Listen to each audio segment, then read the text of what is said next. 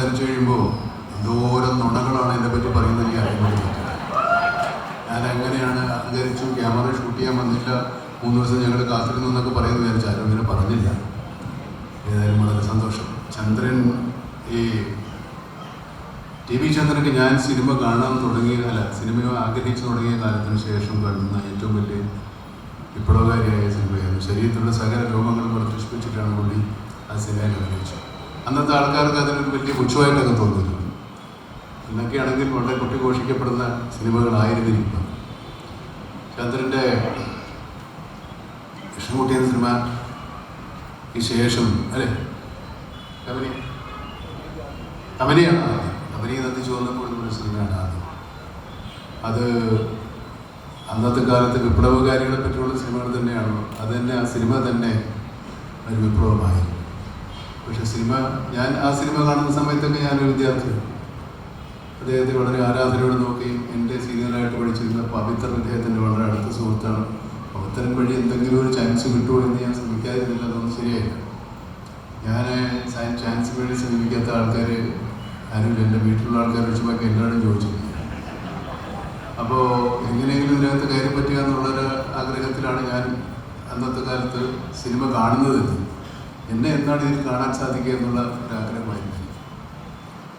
സിനിമയിൽ വന്നതിന് ശേഷം പിന്നെ ഞാൻ അന്നത്തെ കാലത്ത് നമ്മുടെ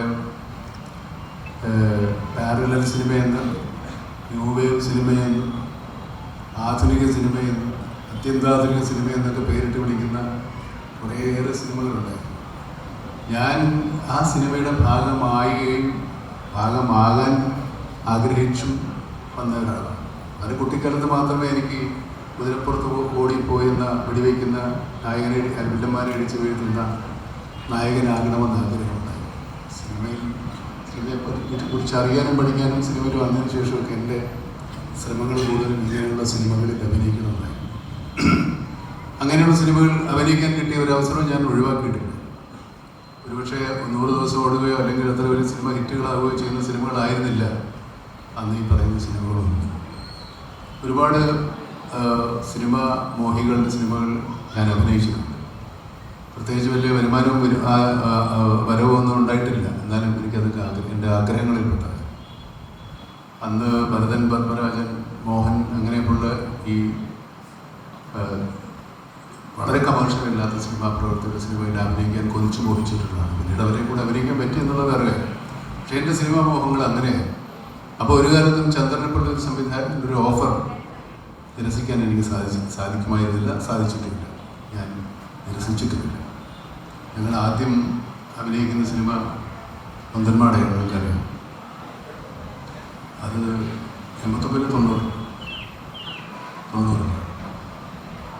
90-ലാണ്. എനിക്ക് ശ്രീരാമൻ, നമ്മുടെ VK ശ്രീരാമൻ, അദ്ദേഹത്തിൻ്റെ അമ്മാവനാണ് സിനിമയുടെ CV ശ്രീരാമൻ ആണ് സിനിമയുടെ കഥാകൃത്ത്. 2 കഥകളാണ് അത്. അതൊന്നു തന്നെ 2 കഥകളാണ്.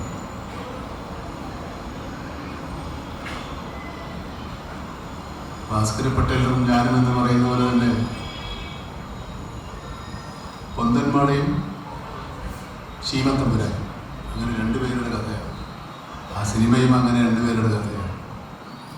ഒരേ കാലത്ത് ജീവിച്ചിരുന്ന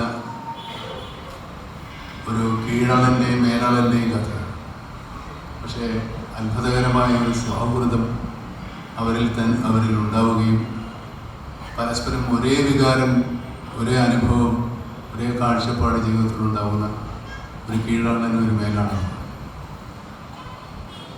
മാടയായിട്ട് എന്നെ കാസ്റ്റ് ചെയ്തപ്പോൾ ഞാൻ ചോദിച്ചു, എന്തോരം കറുപ്പടിക്കണം, ഞാൻ കറുപ്പടിക്കേണ്ട എങ്ങനെയാണ് പറയുന്നത്, വലിയ കറുപ്പൊന്നും അടിച്ചില്ല. പക്ഷെ ആ സിനിമ എന്നെ സംബന്ധിച്ചിടത്തോളം വലിയൊരു ഒരു ചലഞ്ചായിരുന്നു. ഞാൻ അതിനു മുമ്പും വൃത്തിൻ്റെ വേഷമൊക്കെ കിട്ടിയിട്ടുണ്ടെങ്കിലും കുറച്ചുകൂടി പെർഫെക്ഷനുള്ള ഒരു വാർദ്ധക്യം എനിക്ക് ആ സിനിമയിൽ അവതരിപ്പിക്കാൻ പറ്റും.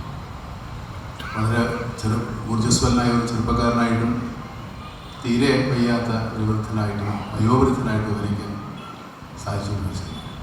ആ സിനിമയുടെ ഷൂട്ടിംഗ് സമയങ്ങളിൽ വളരെ രസകരമായ പരിപാടികളായിരുന്നു. അതൊക്കെ ഒരുപാട് വിശദീകരിക്കാവുന്ന കാര്യങ്ങളാണ്. ചന്ദ്രനുമായി ഈ സിനിമയുമായിട്ട് സഹകരിച്ച ആൾക്കാർ ഇൻക്ലൂഡിങ് ഇവരൊക്കെ, ക്യാമറമാൻ വേണു ഉൾപ്പെടെ, അതേപോലെ അങ്ങനെയുള്ള എല്ലാവരും രസകരമായ കാര്യങ്ങളായിരുന്നു.